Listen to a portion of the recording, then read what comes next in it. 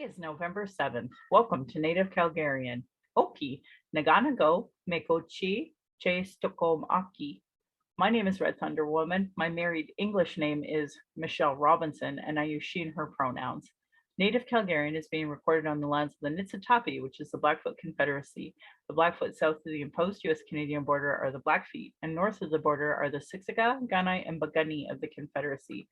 These lands are Treaty 7, signed September 22nd, 1877, with signatures that include the Blackfoot Confederacy, the Wesley, Chiniki, Bearspaw Nations of the Stoney Nations, and the Dene from Tsuut'ina. I acknowledge all First Nation, Métis, Inuit, status, and non-status across Turtle Island as the keepers of these lands. All non-Indigenous are treaty partners with the government signing on your behalf. I honor the Blackfoot as the elders and members have been kind to me on my Red Road journey. Elder Red Crane taught me how to pronounce my spirit name. I was born in Calgary, or in Blackfoot, McKinstis as Michelle Elliott, an English name which has afforded me privilege in an English colonial world. My mother is Northern Slavey Dene or Satu Dene, but my Indian Act and Post status card by the Canadian government says Yellowknives Dene. My father is so Canadian. I'm a daughter of the Mayflower and a daughter of the American Revolution while having an Indian Act and Post status card. My Dene lineage roots me in the land of the Hare people, not hair like hair, but like, rabbit. So they're also called the Great Bear Lake people in Treaty 11. I'm a native to Turtle Island, and my Dene nation is a visitor to this area of Clincho Tine Indahe in Satu Dene, meaning many horse town, named after the Calgary Stampede. Land acknowledgements are critical for creating a safer space for Indigenous, as well as honoring the host as the guest and acknowledging your role as a treaty partner. My humblest apologies to the Blackfoot elders and language keepers as I learn proper pronunciation. Any mistakes or misinterpretations will be on me. I encourage questions so that misunderstandings can be cleared up as soon as possible. I do not speak on behalf of all Indigenous. I just share what I know as I walk down my red road. My Patron account is Native Calgarian, where you can pledge and support. Thank you to the previous donors for showing your support. If you value listening or watching and can afford to give, thank you. For those that cannot afford to give, I'd love to hear from you at nativeyyc@gmail.com, where you can send in your comments or your questions. Also, giving a review helps, whatever medium you're listening from. I have a YouTube channel that you can go and subscribe, or you can go to nativecalgarian.com for the latest podcasts and pinned posts on social media. So today I have returning guest, Cory Ashley. You may remember him being on the show talking about his late wife, Lillian Ashley, and what happened at around Christmas time in our health system here in Alberta.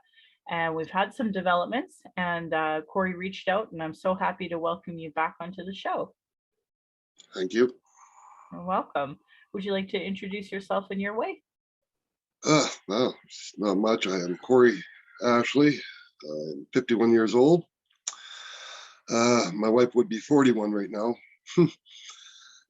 This happened when she was 40 years old, and she never actually took my last name, even though her Facebook and everything says Ashley, but she was Lillian Van Ness.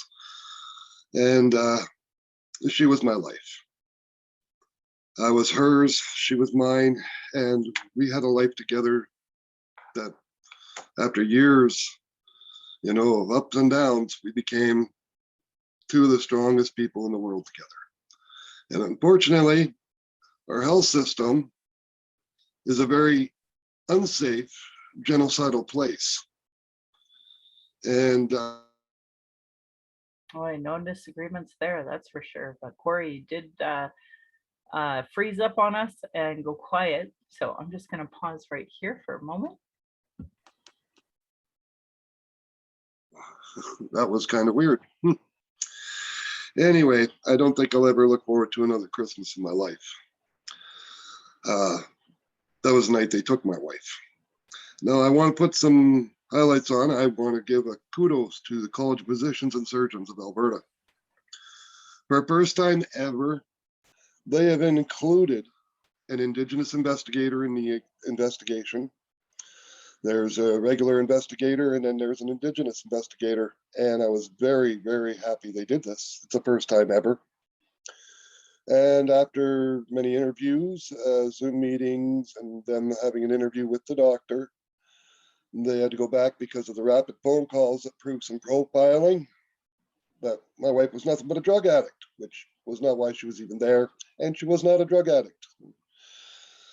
So anyway, they decided they're now taking the full file and they're giving it to an expert Indigenous doctor to go over himself or herself and give their input into this.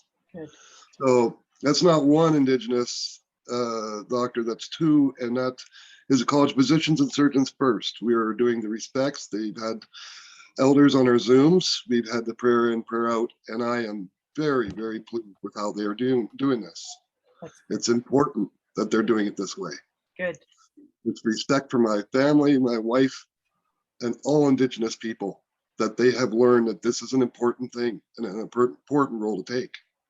Yeah. So, Well, I'm not going to lie, Cory, you're a strong white man that has definitely gotten some good results for your wife, but I promise you, even on Friday, I had a white nurse questioning me why I had the audacity to think I should have a third vaccine shot. So, I know it's a good step, it's a start, and this is what we want, but man, the whole system needs a lot of work.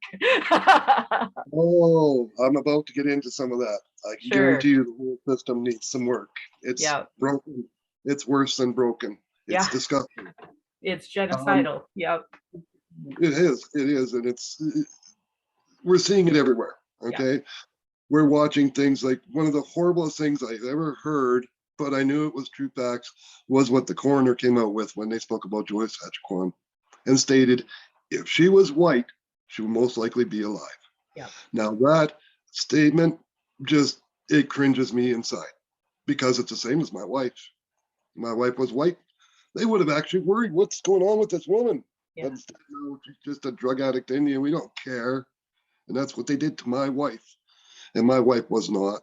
My wife was a beautiful, intelligent, talented woman with so much life left in her, and they took her. They decided what they did, and they did it. And I'm going to be stating it. I'm going to be stating it very much. It's, in my opinion, a premeditated murder. Mm-hmm.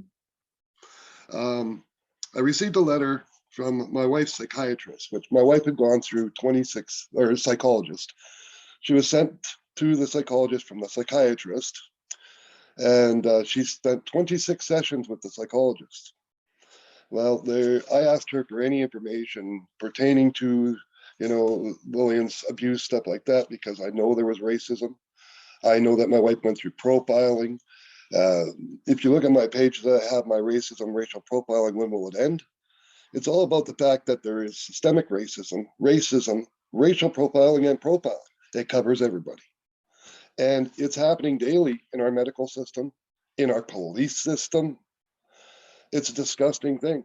Yeah. The poor child that got booted in the head by a police officer. It's like, are you serious? And they're saying allegedly. Well, no, it's not allegedly. It's on tape. So there's nothing allegedly about it.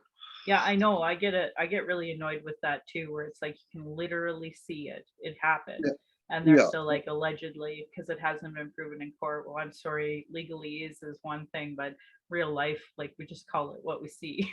That is why I'm also still fighting for the Lily count, because it needs to be in there to watch these people, because we don't know who's racist, who's a profiler, who wants to kill people and try to get away with it, like they did my wife. Right. They will not get away with it. But anyway, this just stated that, I need my glasses. Oh, I know that feeling, sir. Me and back and forth with it too. I should be wearing my bifocals. But it puts, in a case noted dated February 6, 2020, Lillian Vanass shared that she had been hospitalized from Thursday to Sunday after experiencing extreme stomach pain. She discussed feeling judgment from others that taking prescription pain medication was equivalent to taking street drugs, and noted feeling that she was being treated by hospital and clinicians as an addict. Now, I decided, well, I need to know this date. I need to go through her records, and I have all her hospital records from this town. Yeah. So I did. I went back, I searched, and lo and behold, I found it. And who was the main person on duty for that entire time was the same nurse that was on the night my wife was killed. Registered nurse Holly Connors. I will speak about her again. Now, I got a decision made finally from PPIC. PPIC is Protection for Persons in Care. Now, I started a case with them as well as with Human Rights, College Physicians and Surgeons, and College Registered Nurse Association Alberta. They took the file. Now, there's Protection for People in Care can only deal with the time that you're in care and up to the time your last breath. They can't go after that, and they can't go before with the paramedics and stuff at your home. They can't investigate that either because they're not in care yet. It's in the hospital care they're talking about. So from the time at 9:15 when my wife was put into the hospital care until the time she stopped breathing is what they can actually go through. Now, there's a word I found I really, really disgustingly hate: policy. Yep. Because it's a load of crap. Yes. Now, policy in PPIC, they cannot, hear me carefully, they cannot go on what's actual proof, evidence. They can only go by what's written down. So to me, a doctor, a nurse, a medical practitioner, they can write down times, dates, oh, I did this, and they have to go by that, even if it's proven it was not right. This is why if the medical examiner's office does not call for a public inquiry, my lawyers and I will be. Good. Because at least in a public inquiry, they can use all the evidence.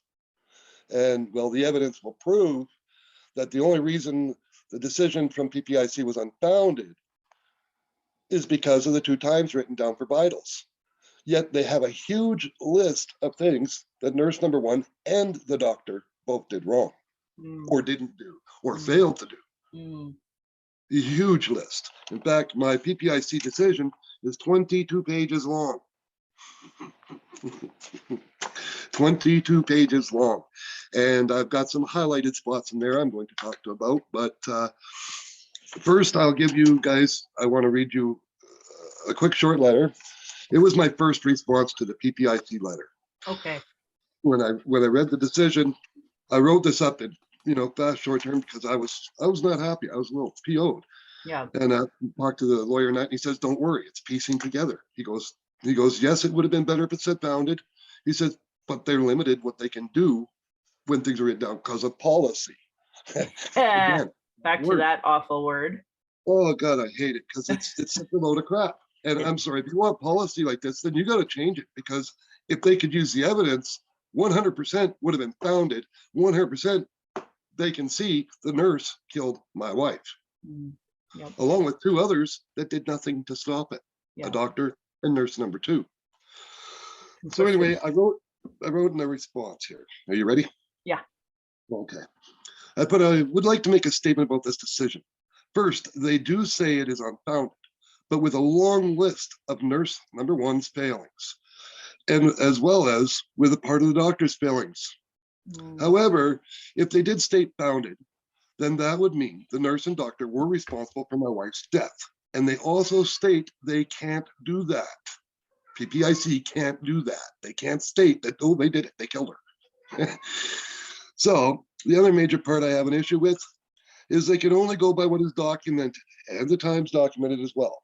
I can and have proven their times written down are false, as well as the EMS stated they did not witness the nurse do my wife's vitals or listen to her breathing. Now, that was when my wife was first brought in the hospital. The one EMS lady stayed with her until I was in the room. She never witnessed any of the vitals being taken. She never witnessed or listened to the breathing. And it actually states a little bit more about it, but I'll get into that afterwards.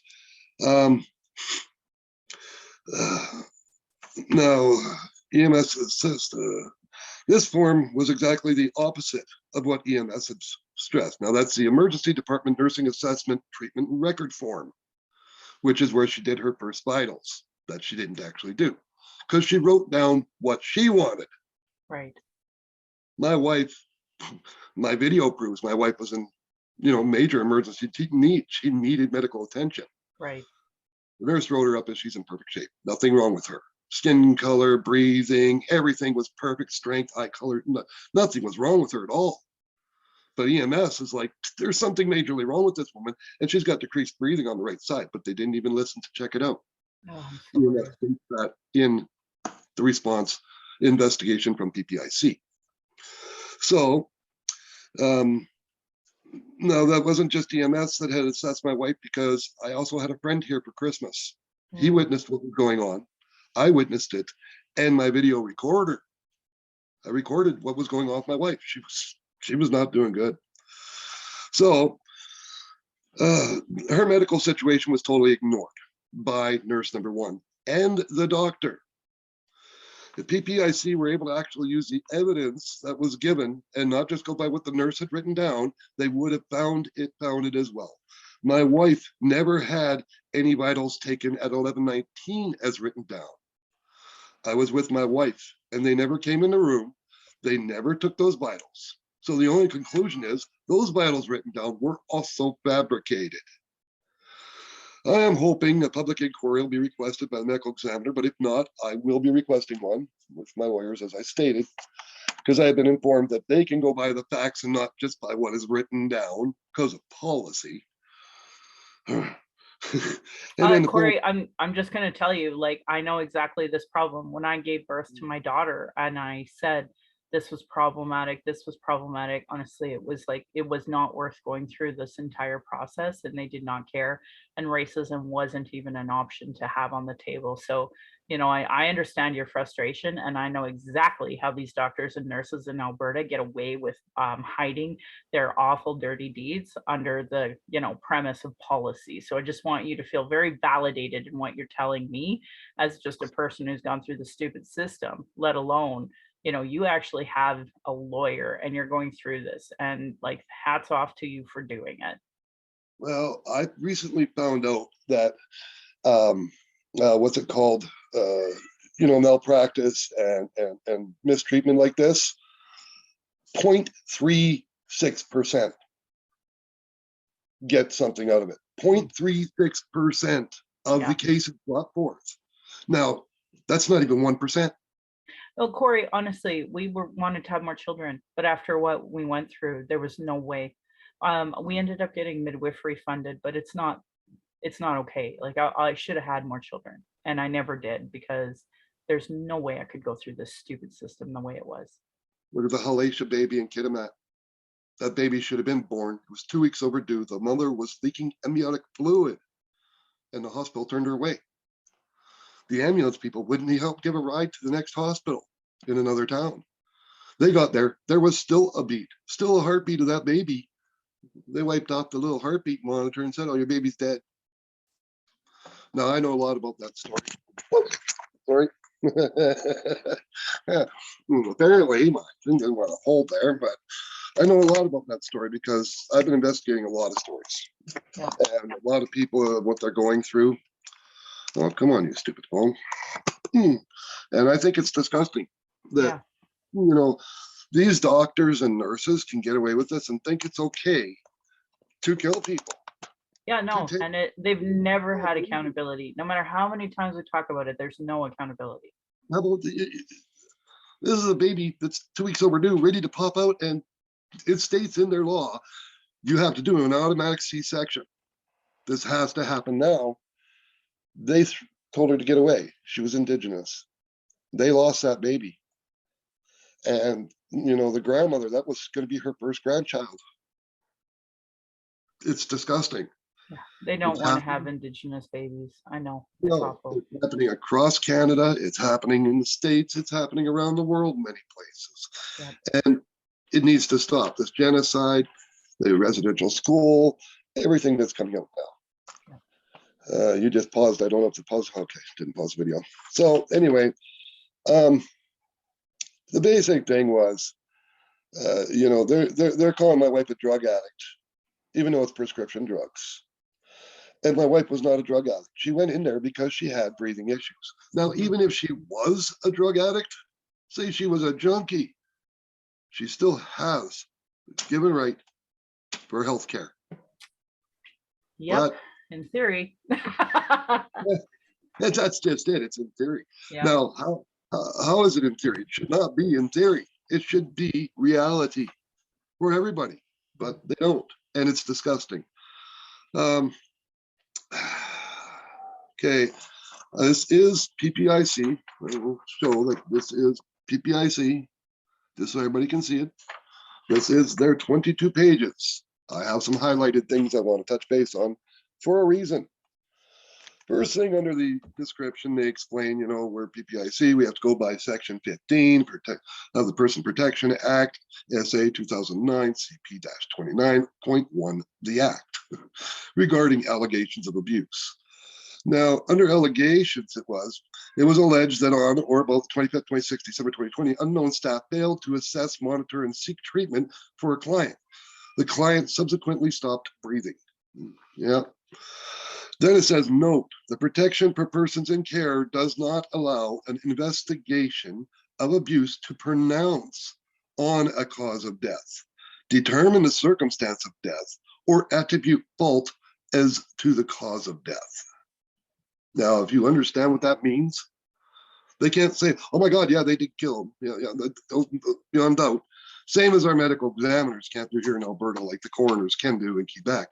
But we have two different kinds of medical systems. There's medical examiners, and then there's coroners. And every province has their own way. So we would have been a lot better off with a coroner here. I'll guarantee that, because medical examiner, I'm still waiting. And of course, they can't tell us all the things that we need to know. You got to go through lawyers and courts and fight the whole system and all the red tape. So went down, and then there is seriously bodily harm. Now, they have a thing about providing, nutrition, adequate medication, attention to other necessities, life without valid consent, resulting in seriously bodily harm. Serious bodily harm requiring medical assessment and treatment resulting in a significant decline in the client's health, resulting in extensive injuries or making a pre-existing condition worse, or resulting in permanent disability. Well, my wife's permanently dead. And they did all that. Even though PPIC came up with unfounded, it's because they can't state it. They cannot do it because of their policy, and because they have a 30 to 120 minute window where they can take vitals, and the two vitals were 117 minutes apart. But both vitals were fabricated, never done. The ECG proved that, because 15 minutes after the vitals were apparently first done, the first set, there was an ECG done. And as an investigating nurse that was on the case through Coroner stated, my wife would have been doing jumping jacks that whole time to get her rates up to where they were in ECG from what was written down in the vitals 15 minutes previous. In the She fake said it's vitals impossible. that were written. Bingo. Yeah. But PPIC has to go by their policy. So the allegations will be examined from the perspective and the definition of Section 12F of the Act in order to reach a conclusion founded for each of the abuse types in the allegations. The evidence presented would be needed to support that. On December 25th, 26th, staff failed to assess, monitor, seek treatment for the client. As a result, the client stopped breathing and experienced serious bodily harm. I'd say so. So a link to demonstrate that the actions or inactions of the staff contributed to the client's collapse. I concur with the investigator finding that the allegation of abuse under the definition per Section 121F is not founded. Even though they just stated what they did, it's still not founded. Because I'll get down, turd. Animals. Anyway, that is to say, while there is sufficient information to conclude that staff failed to adequately assess and reassess the client, there is insufficient information to link the omission of the staff to the. Oh, and you paused on me. Okay. Our recording's having fun. Castle, get down, please. Come on, baby. Thank you.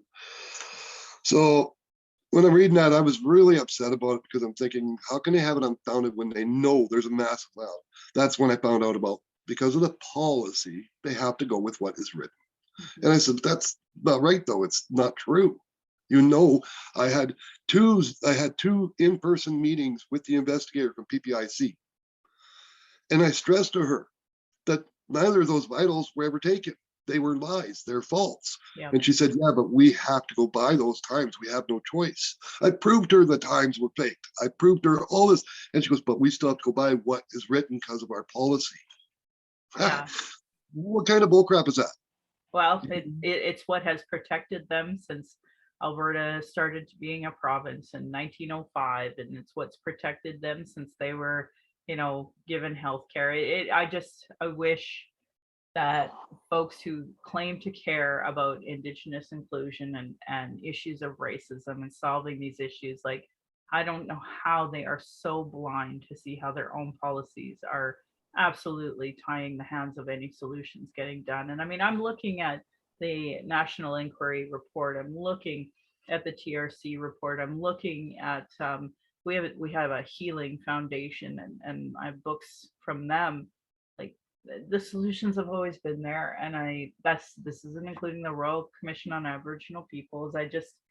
I'm so tired of this. It's so obvious what the problems are, and They know the problem. they know it. They know it. Yep. And they refuse to act. Like Mark Miller said, there's no easy fix. Come on, there is. Change your policies to actually work. Yep. Stop this kind of bull crap to get around and cause red tape. I shouldn't be going through this much bull crap and red tape. My wife was killed by them. There is 100% proof of profiling. My wife is what? That's about a drug addict? Well, guess what? She wasn't. Oh, here. Oh, good Lord. My wife was going every single month for drug tests in this very hospital because, yes, she did have a previous problem. And because of that previous problem, she put herself in rehab. And no, I'm not kidding. My wife put herself in rehab. I was so proud of her. I was so very proud of her.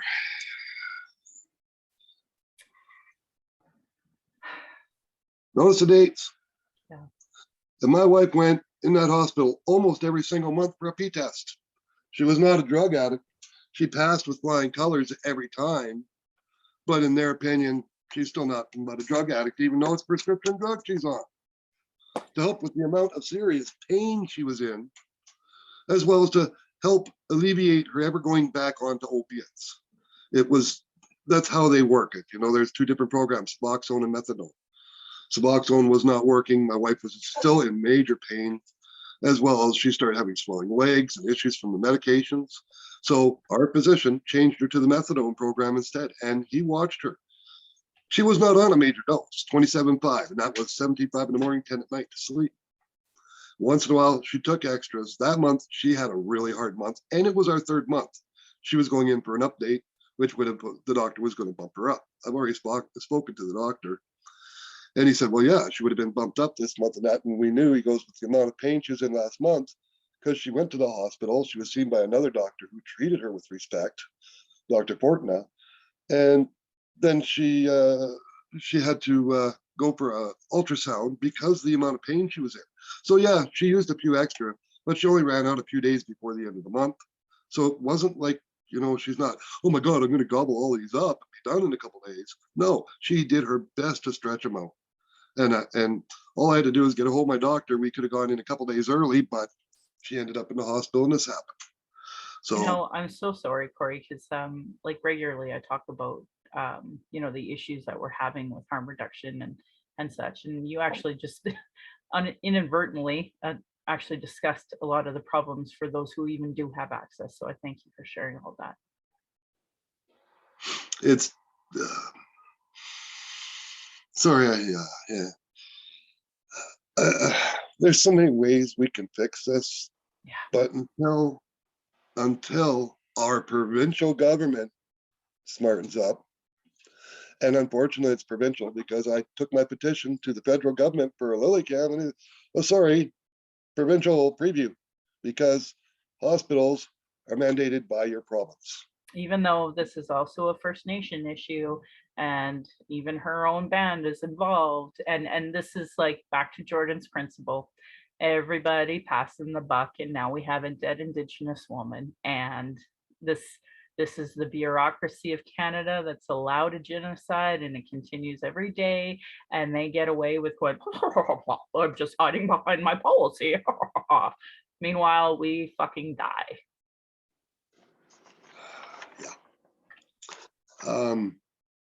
It's horrible. It's, I go over some of these things, and of course, it's got listing, date, time, EMS, show up, everything. The client was noted to have decreased lung sounds on the right side. That's from EMS themselves. They didn't care. There's only a few more points I need to touch base on, highlighted. Sure. After RN received the verbal report from the EMS, came into the COVID room, and the primary EMS crew member returned to the ambulance. The one EMS remained with RN1 to provide RN1 with any assistance, as she knew there were limited staff at that night and was not sure if the call bell would work, as the nursing station was far away. The call bell was ridiculously, it was a remote push button 6 feet away from the bed, told it cannot go any closer, it can't move from that spot. And even the EMS noted that was a problem. Prior to her EMS crew member leaving the room, the client's husband had arrived, and she could not recall seeing RN1 take the client's vital signs. She could not recall whether or not RN1 listened to the lungs. Of course, she didn't recall it because it never happened. Second EMS crew distinctly recalled the primary EMS crew listening to the client's chest for lung sounds prior to transport the client to the emergency department, and the primary crew member commenting on the lung sounding being decreased on the client's right side. She thought that if RN1 had listened to the client's chest for lung sounds, she would have remembered giving the crew concern about the client. But she never did, because that was not her intention. She had my wife in there, and she'd already been in a previous situation. She knew my wife, and obviously she did not like my wife, and figured, oh good, she's in here because she's dying. Well, here's a great chance to make sure it happens. That's what she did. Now, there's just something at the very end of this file, because it goes on and on about bureaucratic bullcrap policies, and goes over things 3 and 4 times, 22 pages. It's kind of ridiculous. But I will give the quick little note at the end, which is decisions during the frame time. Let me see. RN1 failed to adequately assess, reassess the client, and engage in any nursing measures designed to reduce the client's pain and physical discomfort. Notwithstanding the omissions identified, there was insufficient evidence to connect the lack of assessment by RN1 to the result of the client stopping to breathe and experienced serious bodily harm. It should be noted that the physician was aware of the client's change in status in the X-ray room, and the course of action taken in response was to provide methadone and monitor the client. So, in order for a decision to be founded, there would need to be sufficient evidence to link the acts of omission to serious bodily harm that resulted. It is known through the investigation what caused, or it is not known through the investigation what caused the client to stop breathing.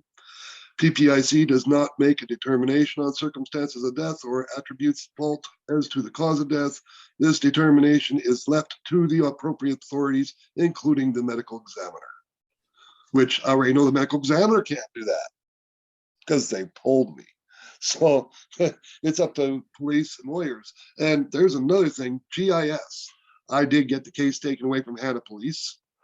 I have them under investigation for collusion, a bunch of other things. Because, yeah, sorry, I'm sorry. I think they were, they gave me 1 minute to say bye to my wife. Last minute, she was alive.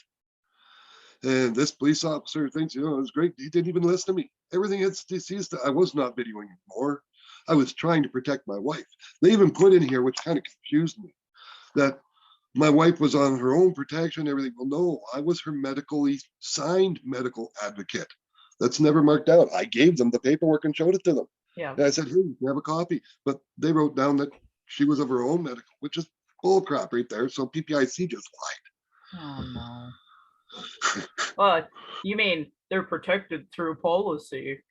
lied. I know, right? Yeah. Policy, bunch of crap. So anyway, they've got a course direction, and they've now given the hospital until April 15th, 2022, quite a bit of time. They've got to provide, educational sessions, which does what? I'm sorry, but I'm totally against this. Oh, we need more education in here. It's not going to help. Giving them a course, a slap on the wrist, is not going to change who the hell they are. No.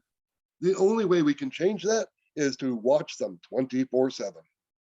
Honestly, that's such a great point, and that's the whole point of the body cams and the lily cams and all of this, is that idea that we, like, at the end of the day, I don't know if I'm a diversity committee member in recovery or what, but you can't change the racist.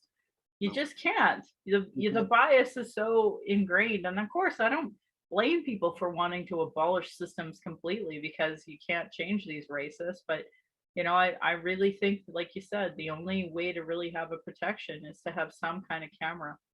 Yep. Yeah. Now, because a lot of people, there was a lot of talk about complaint for privacy issues. Well, I don't want them seeing my breasts or something if I'm getting a breast exam, and that's just not right. You know how easy it is to take a piece of paper, have it in every hospital. You sign, yes, I want camera. No, I don't want camera. It's on up. Your choice. Mm-hmm. That takes away your entire worry about your privacy issue, because you have a choice. It's something else I worked on. Make a decision where, people can have the choice whether it should be on or shouldn't be on. It should be up to them, because we should all have choice. Correct? If we have that choice, then why couldn't the cameras be there instantly? They should be there. It would save the government money, huge money, hundreds of millions of dollars, just to start having these cameras on there. It would protect both sides, the client and the physician or the nurse. It protects both sides.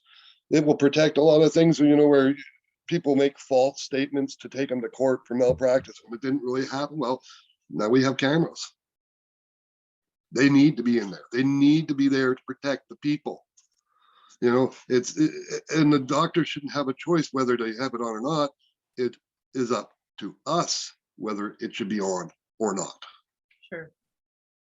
I think that's the only way.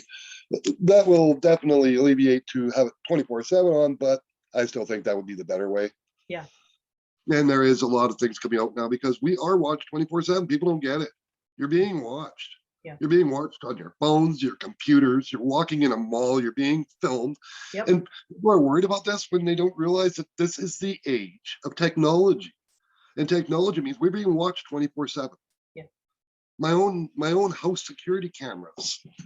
I'm watching my film one day, and it zooms into a person walking down a back alley, snaps a picture of their face, and then backs out. And I'm like, eh? Because I didn't do it. I was just watching my camera. And I'm looking at my phone going, what just happened? I spoke with somebody who goes, oh, that's photo recognition.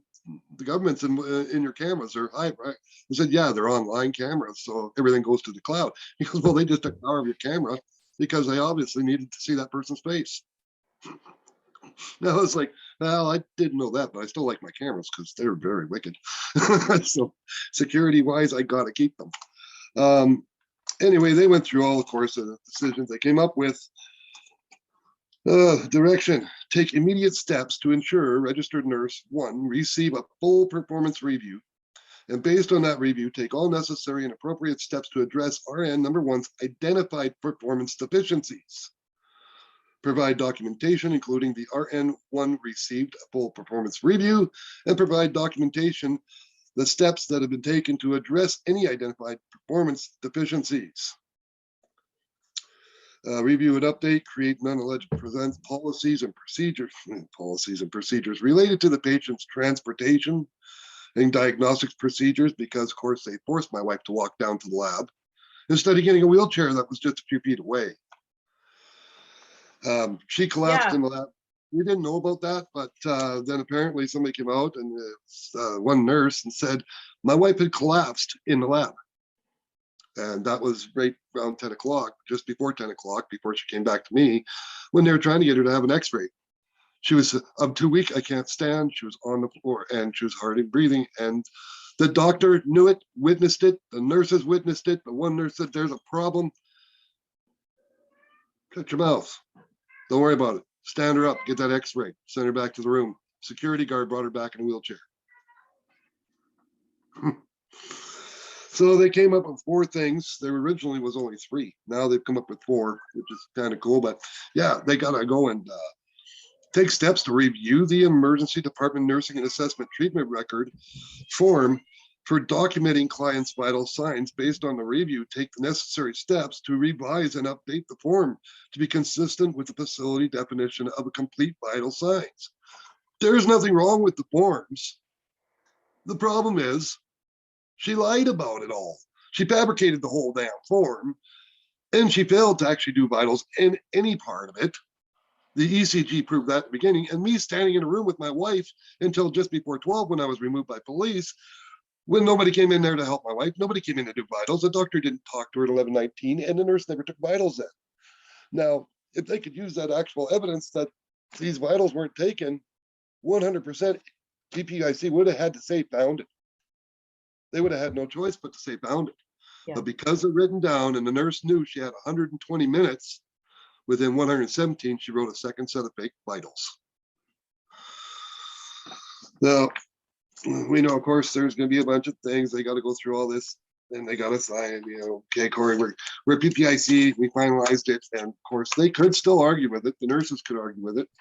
I don't think number 2 nurses can argue because there's really nothing in there about her. Sure. There's a little bit about her. And the problem is in my opinion, she's still guilty.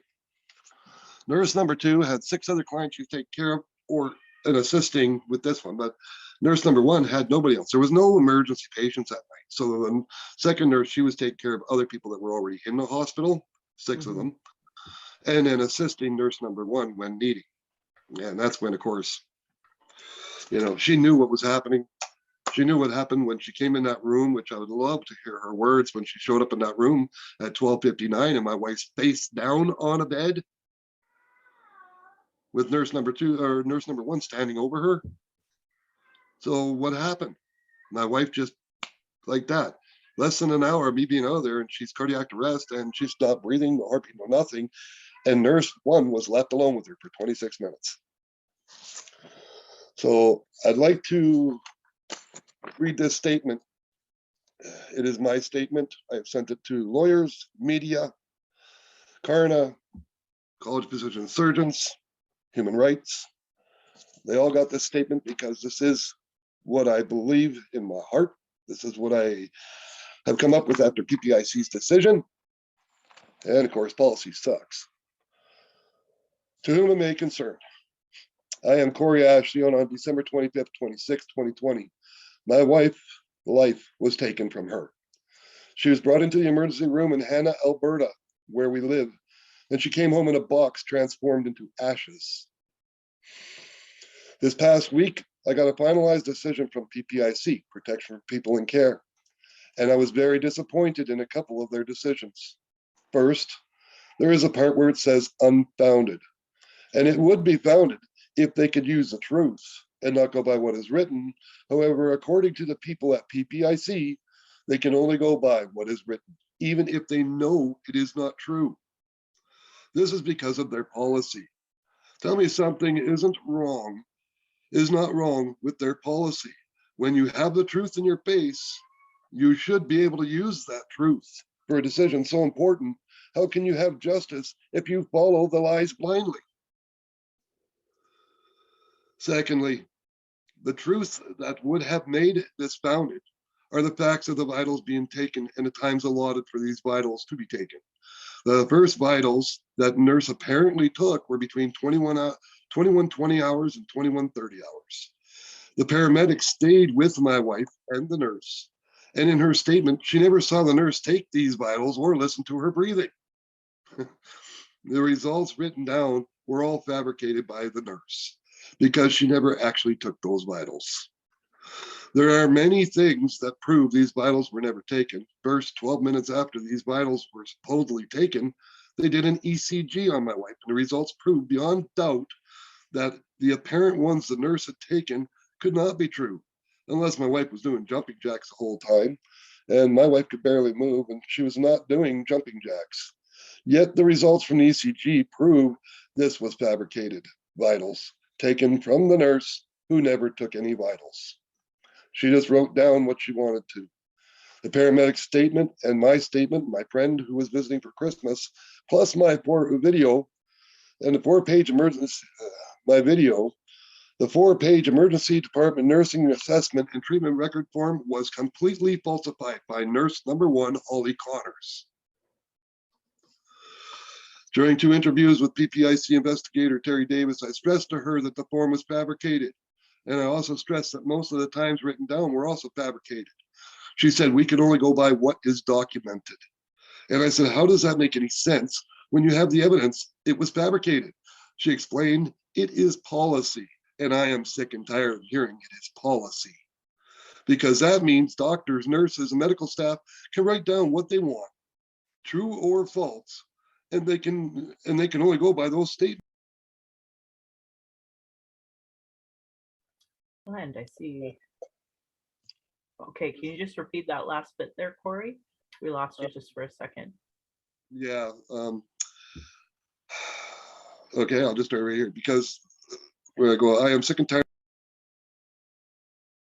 Oh, we lost you again there, Cory. I don't know what's happening there. Sorry. Oh, I do. It's my daughter's trying to call me and she's not getting, I can't talk. Yeah. Okay, sorry about that. Anyway, where was I? Now I gotta find where I was. Oh, barely moving down my paramedic state.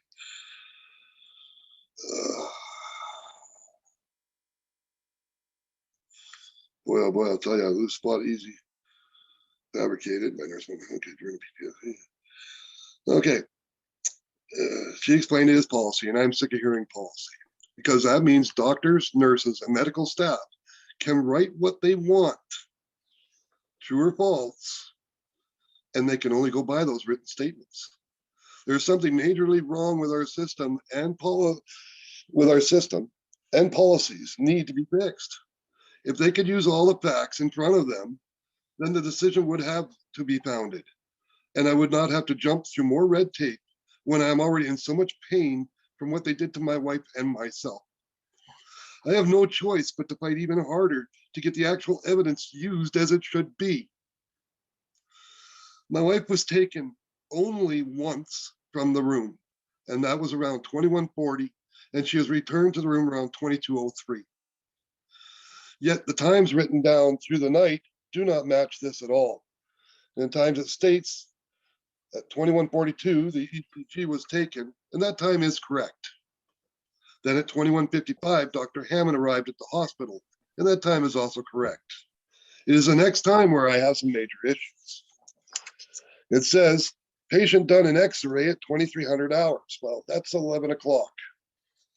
My wife came back to the room just after 10. She never left again. So how was the x-ray done at 11 o'clock? Did they come into the room with big machines and that? No, nobody did. But their computers went down that night. So I'll just point that out. But that is not possible because I was standing with my wife in the COVID room and she did not leave my side. The real facts are the x-rays were done between 21:43 and 22:02. But the computers went down apparently, and so the times are up. This is not the only issue I have. It also says at 23:19 hours that the doctor talked to my wife. And also, or that is also when they have another set of vitals apparently taken. The problem is the doctor never once came into the COVID room. And secondly, no vitals were taken at that time either. The vitals written down are also fabricated. And you can note that the one who wrote down the vitals is still registered nurse Holly Connors. I'd like to bring to your attention to the letter of my wife's psychologist, which I think already did, so we don't need to cover that ourselves. But I brought that in there because it's, explains that the previous stay in a hospital where she was called a drug addict by staff in charge, even though the drugs she was on were prescribed. There are my wife's accounts to the psychologist about the 4-day stay in Hannah Health Center, and the nurse that was on duty for most of her stay was the same nurse, registered nurse Holly Connors. This was not just simple murder of my wife. This was premeditated murder by Holly Connors. Mm. If registered nurse Holly Connors was truly upholding her Hippocratic oath, she could not have done these things. But it seems she decided to play devil's advocate and took my wife's life. Yes, that is a strong statement from me, but the evidence speaks for itself and proves that registered nurse Holly Connors did nothing to help my wife, diagnose my wife, or stop my wife from being deceased. In fact, she aided in making sure my wife never came home or ever left that hospital alive. Registered nurse Holly Connors is responsible for the death of my wife, and it was premeditated. The real disgusting fact is that Dr. Jan Hammond and the second nurse, registered nurse Marcy Campbell, both just went along with it. Either one of them could have stopped it at any time, and they could have saved my wife's life. However, they did not, and they are just as responsible as registered nurse Holly Connors. Registered nurse Holly Connors has killed a human being, my wife, and 2 others are responsible for this tragedy. The healthcare system is broken, and there are all kinds of people working in this broken system. They are killing people and getting away with it.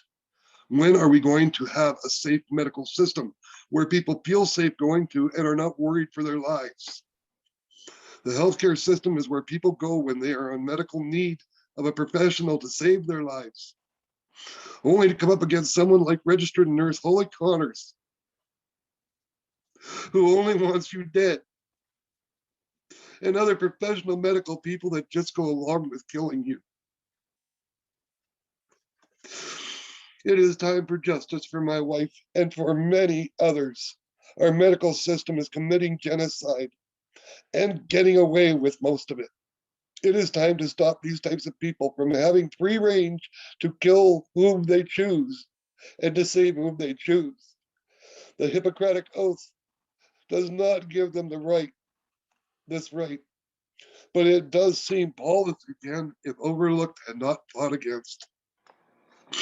I am Cory Ashley, and my wife Lillian Benass was 40 years old, and she had a lot of life left. However, December 25th, 26th, 2020, my wife's life was taken from her by very evil people.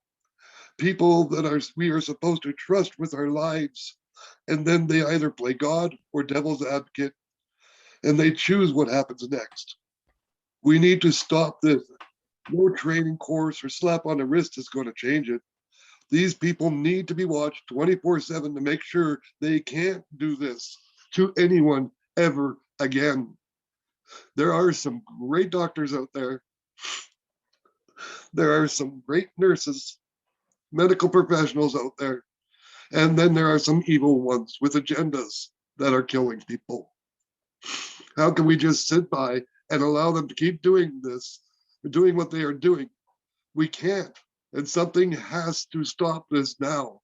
Genocide is real, and these evil people do exist, and they are in positions that put everyone at risk. I'm sorry, Cory. And I thank you for sharing that. And it's so truthful. And I know it's a lot. And I hate that you have to go through this. And I hate that our system has allowed this to continue for so long.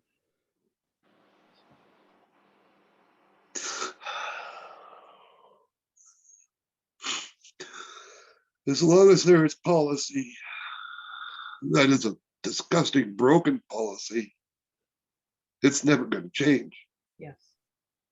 As long as people like Mark Miller keep saying, oh, there's no easy fix, when there is, it's never going to change. Everybody's life is at risk when you go in there. Yeah. If they don't like you and they're one of these evil people, expect to come home as a box of ashes. And I'm sorry to say it, but that is the fact. Yep. It's a disgusting, true fact. and one that I've had to learn, and it's killing me, but I will not stop fighting. These people need to be stopped. Yes. Yeah, I'm sorry, Cory. It's not okay. The system is also designed so that a regular layperson like yourself, or anyone for that matter, can't fight the system. Yeah, I know. They've made it very bluntly proven. A lot of people have tried to slam doors in face, and nobody wants its case out, because if it comes out, well, geez, a lot of things are going to happen, because my wife, Joyce Hatchett-Corin of Alberta, Yep. and she's not the only one. This is happening across our country, left, right, and center. Yes. One of the worst hospitals for Indigenous deaths is actually in Saskatchewan. And mistreatment. And I've been watching a lot of stories. Like I said, I have my racism, racial profiling page. I add stories here and there that people send me, or ones that I find myself just have to go on there, because it's not, I've said this before, I want to say it again. It's not just Indigenous people. However, Indigenous are at the top of the hardest hit. Yeah. Then our Black brothers and sisters are second in line. It works down. Asians, it carries on. Now, believe it or not, I just want some of you white folks to know, and I hope you're watching, that you're on that list too. It's called profiling. And if they want to profile you, an alcoholic, a drug addict, oh, he's an a-hole, he's always been, they can do what they want to you too. They can write down what they want too. Yeah. And they can get away with it because they wrote it. It must be true.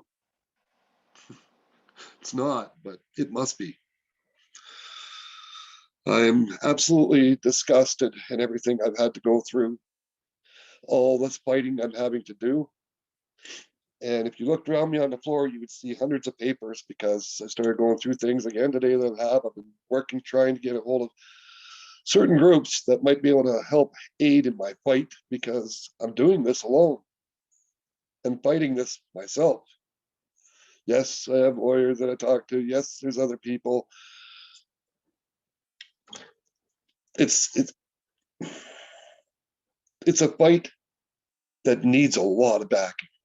Yeah. It's a fight that needs change. Yeah. And the only way we're going to do it is if we get out there and fight it and do it and change it. Yeah.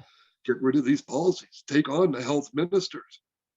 We have a health minister here in Alberta, and he's got to know, and he knows what's going on. He knows the policies. He knows they're crap. He knows they're killing people. Is he changing them? I don't see them being changed. Nope. So we need to do this. We need to work together. Help. Yeah. Somebody reach out. We put up the other podcast. We're going to put up this podcast. It's interesting. My husband shows me the amount of downloads we get, and it's just astounding to me the amount of listeners I have, yet the lack of movement. I challenge people in every podcast and every meeting I do something. Mm-hmm. And I'm sad to tell you, a lot of people think just listening is good enough. I literally heard the new premier from Manitoba say, oh, we are going to listen and we are going to learn from you First Nations. And I'm like, shut the fuck up, bitch. Jesus Christ. The time for learning and listening is fucking over. Do something. I agree. It is sad that a lot of people think just listening can change it, but it's not. It's action. It's action. Action speaks louder than words. We need to do it. We need to get together. We need to change it. And the only way to do that is to get off your butts and use what you're learning. Use what you're hearing. Put it together. Do something. Exactly. Yep. Having these policies of anti-racism, like Just like I'd love to see bullies actually get consequences for their actions, I'd love to see racists get consequences for their actions, and we're just not seeing it. That's just it. That's what my lily cam's about. Because, well, number one, most of them will, if they're racist and they got this much deep in their heart, they're still going to screw up even if on camera. Yep. They're going to get busted. I guarantee it. No, Because seriously, I see it on Twitter all the time where you challenge a racist and they inadvertently reach the point. Like it's sometimes funny, but for the most part awful that we have to go through this. Yeah. It's disgusting, but yeah, and it happens, and it's going to happen the same there.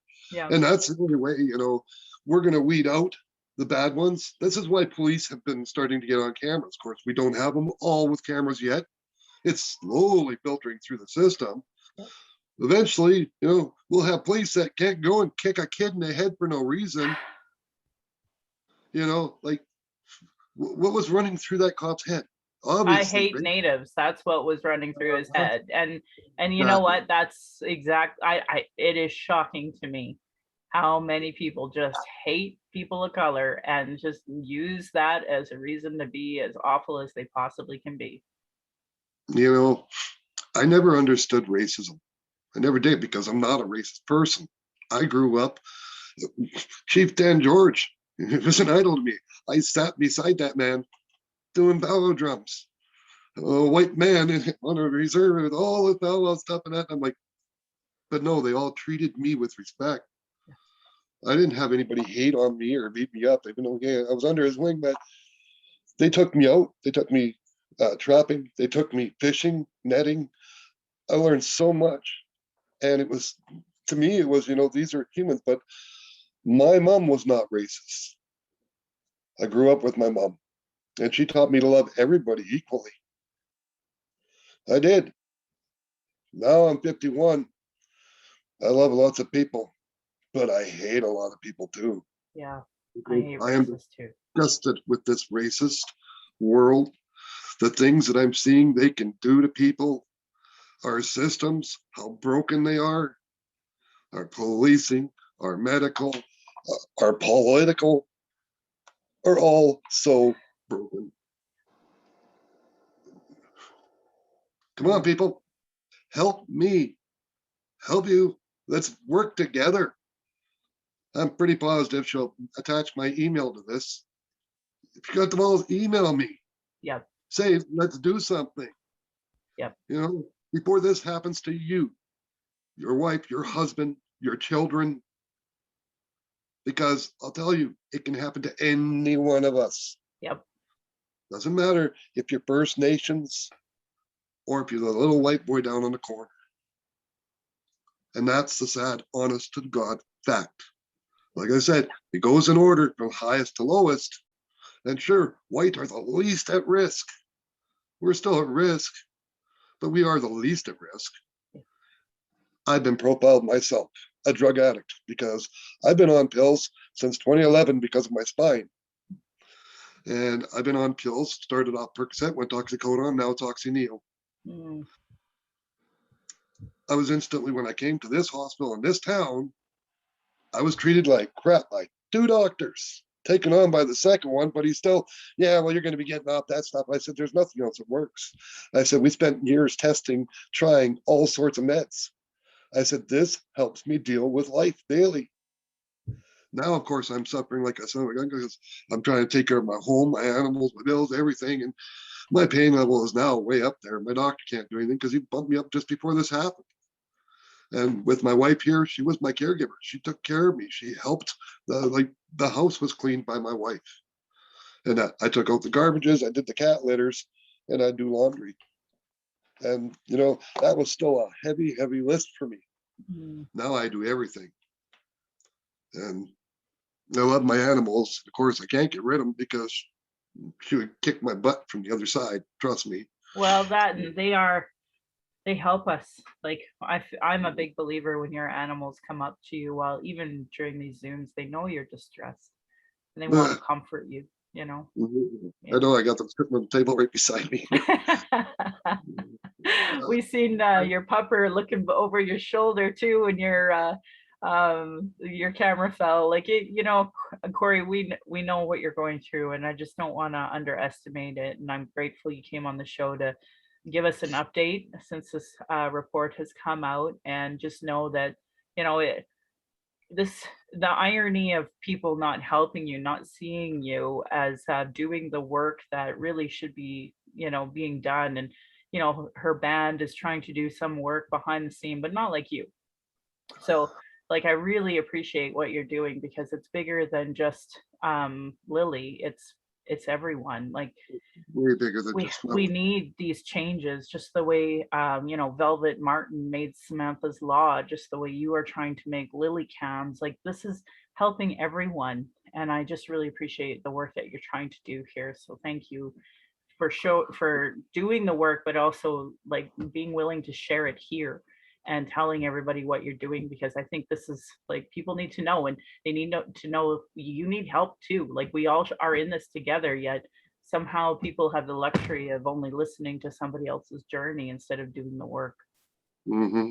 It's a lot easier to just listen than to fight for it, do it, or anything. Right. Actions, and a lot of people, or they'll throw money at it, thinking that will help. You Yep. know, Yep. money would help, guaranteed. In the situations I'm in, you guys have no clue, but I've been getting help, some extra financial help, which has been really nice. God sent from my son, my daughters, another person who I met recently has reached out to help me in certain ways, which I was so shocked. But I'm still having issues, of course. I'm trying, but I have a fight going and I can't stop. I can't back down, and I won't. Good. Good. And Well, it thank needs you. to change for us All of us. Thank you. Thank you from the bottom of my heart, because like I've said to you many times, you, I could easily be talking to my husband after going through what I go through. I can never deal with any institution without there being some sort of racism. all. And it was, even for him, he went and got his shot here at the same place, and he said it's just incredible to him the vast difference about how I'm treated compared to how he's treated every Hmm. single time. And it's not right. I don't love the idea that my husband has to handhold me, whether I'm getting stupid tires from Costco or whether I'm trying to get a shot. Like it's constant, and I Hmm. hate it. I hate it. I hate it. But that's Canada, and that's like now Lethbridge, and this is just my world now. And I hope, I don't want anyone going through it, and I know my daughter will go through it, and I hate it. I'm mad about it. I don't want this anymore. I don't want another red flag happen at birth. Another child being apprehended for no reason other than they're just native. Tired of Well, it. hopefully we keep fighting this and fighting their policies and fighting this political, fighting the medical. Hopefully it will change. Hopefully things will start to become the way they're supposed to be, and equality for everybody. You know, racism needs to go out the window. Greed needs to go out the window. You know, we Yeah. can fix hunger, all these things. We all work together. Instead, we've got a world that fights each other. I'm sorry, if I was an alien, I wouldn't stop by either, and I'd lock my dang doors as I'm flying past. Because a Ah, world that constantly is in conflict with itself yeah. and everybody in conflict with each other, why would you want to go there? I hear you, sir. Oh my goodness. Okay, well, I'm going to close out here. And I invite you to chime in as we go. I'm proud this podcast has given solutions and included cultural safety training, cultural first aid, and all of them to create a safer place for Indigenous people of color, those with a disability, and LGBTQ2 plus to speak. Thank you, author Cheryl Ward, Alicia Fridkin, and Chelsea Branch of heretohelp.bc.ca of what is Indigenous cultural safety and why it should matter to me. Um, these are really important things. I mean, you can easily look at what it's like to be an ally for Indigenous people. There's tons of articles written by tons of Indigenous people. Anyway, their work on those cultural action tools has, that I've said over 100 times in my podcast, support Indigenous work. So as part of your reconciliation work and settler understanding, I highlight and repeat them here in the hopes that you'll look into it. Internalized racism and lateral violence is another form of violence that Indigenous and marginalized people feel and experience by the structure of oppression and racism on these lands. RacialEquityTools.org, What is Internalized Racism by Donna Bevins. Look into any type of, internalized oppression and you will come across tons of information. Do's and Don'ts for Bystander Intervention by American Friends Service Committee. They have a list of things to do if you were seeing, say, a Muslim woman being given a hard time on, say, a C train station, something like that. If you experience racism, report it to acttoendracism.ca or text at 587-507-3838. And that will bring you back to acttoendracism.ca and give you some tools. Indigenous have been talking about our issues, sharing our traumas in reports, commissions, and public hearings so it can be regularly disregarded. No more. Honor our words, honor the treaties, listen to politicians and their policies and platforms. They don't recognize the treaties. Marginalized people live with their budget with Gender Equity Plus if they're cutting violence prevention programs and services, Indigenous education, uterus health choices, gay straight alliances, lack of human rights for migrants, immigrants, folks with disabilities. Know that your vote to that party or person is directly going to negatively impact marginalized people. Demand that they implement the Truth and Reconciliation Commission calls to action, the recommendations of the Royal Commission on Aboriginal Peoples, the multiple reports about child welfare reform and violence prevention. And now we have 231 calls to justice from the National Inquiry on Missing and Murdered Indigenous Women, Girls, and Two-Spirit. Denying these reports is a form of abuse called the gaslighting. Our people are experiencing racism and sexism in the education, justice, and health institutions with multiple reports that say the same things. Demand change from election platforms and politicians. They don't understand colonialism, racism, privilege, sexism. They literally have zero business running. Should be understood by all parties, all politicians, community organizations, sports clubs, etc. Another article that's out there is Truth Before Truth, how non-Indigenous Canadians become allies. Frankly, there are tons of resources now on how to do that. If you're experiencing emotional distress after anything we hear or we talked about today, you can call the First Nation and Inuit Hope for Wellness Helpline at 1-855-242-3310. It's toll free, open 24 hours a day, 7 days a week. If you go to their website, hopeforwellness.ca, they also have a text option on there. More related to missing and murdered Indigenous women, you can call 844-413-6649. Again, toll free, 24/7 crisis call. And if you're non-Indigenous, there are distress centers in your area, usually a functioning 211, or you can call 833-456-4566. If you're in Alberta and you're a 60 Scoop survivor, there is ssisa.ca. And if you look for hashtag survivor driven, there are some stories there. The project, the Trevor Project is a great initiative that's out there. They've done amazing work. They have a peer support line, a youth line, a trans line. So if you go to lifevoice.ca, they have a whole list of crisis supports, or you can call 1-844-7386. And if you're in Canada, you can call the Kids Helpline at 1-800-668-6868. Violence is an everyday reality. Every Indigenous generation has faced it. That's why I started the podcast, to speak freely without interruption, tone police, leadership shaming, gaslighting, questions. Many people don't want to hear Indigenous opinion, but sure have held the mainstream media on telling us theirs, and they usually don't know anything about Indigenous colonialism, constant surveillance of Indigenous people, our protests, our vigil, and our rights, microaggressions, people dealing with internalized racism, folks who become gatekeepers that survive off the status quo or are in their trauma and stop other people from doing the work and deplete personal resources. Internal, external racism is an everyday reality for Indigenous people. And that's why I started this podcast, as a boundary to be heard. I also started it because we don't have Indigenous representation. We are just starting to see a little bit of it, but it's still controlled by basically anybody who's funding it. So, and because that's usually government, you're still limited in what you can say by policy, as Cory has so well put together a problem with policy. Anyway, Thank you to my ancestors, my granny, my mom, of what strength looks like through your example.